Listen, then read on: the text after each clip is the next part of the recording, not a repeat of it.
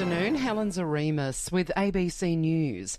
Aged care advocates say workers need a significant wage boost immediately after a report found the staff shortfalls doubled in less than a year. The Committee for Economic Development of Australia has found tens of thousands of people have abandoned the sector because of increased pressure during the pandemic. Low pay is also contributing to the workers leaving.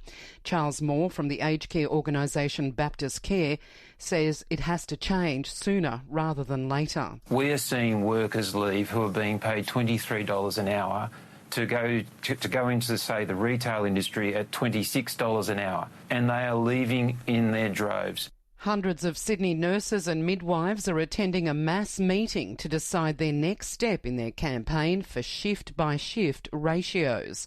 Isaac Naruzi reports. Nurses and midwives from 80 hospitals across New South Wales have stopped work today for between 2 and 24 hours.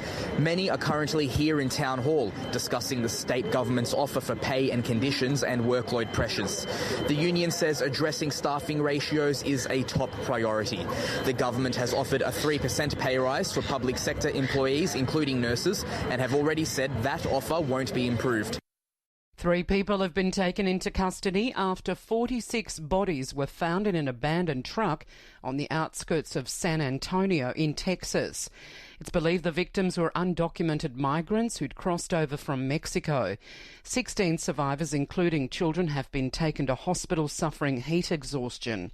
The head of police in San Antonio, William McManus, says the authority has talked about how authorities were alerted. A worker who works in one of the buildings up here heard a cry for help, came out to investigate, found a trailer with the doors partially open, opened them up to take a look, and found a number of deceased individuals inside.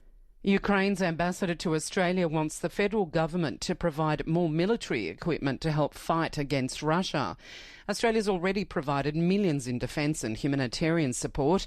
Vasyl Miroshenko says further help is needed from allies as Russia continues to attack Ukraine. We need infantry fighting vehicles. We need ammunition coming in large numbers because that's the only thing which Russia understands. We've got our soldiers. They're ready to fight. They are fighting out there, but we are running out of guns. And therefore, we need these guns coming at a steady pipeline and in large numbers. A prominent climate group has welcomed the Albanese government's commitment to conduct an integrated climate and security risk assessment for Australia. The Australian Security Leaders Climate Group comprises former defence leaders who want action to prevent security issues such as war, climate threats and food shortages. The group's spokeswoman, Cheryl Durrant, says they're pleased the federal government's responded to their report, which highlights the risks facing Australia and the necessary steps to prevent them. It's important that assessment is not just limited to traditional security threats such as conflict, although climate change is certainly driving conflict, but also food and water security, because these are all interlinked risks now, unfortunately. New South Wales has recorded another 40 COVID deaths. It has 1,540 people with COVID in New South Wales hospitals, 49 of them in intensive care. Queensland's registered another 19 COVID deaths. 600 COVID patients are being treated in Queensland's hospitals, 14 of them in ICU. Newly released census data shows diversity in Australia is growing, with people from India more prominent than ever. Last year's census results show more than half of Australians have been born overseas or have a parent born abroad.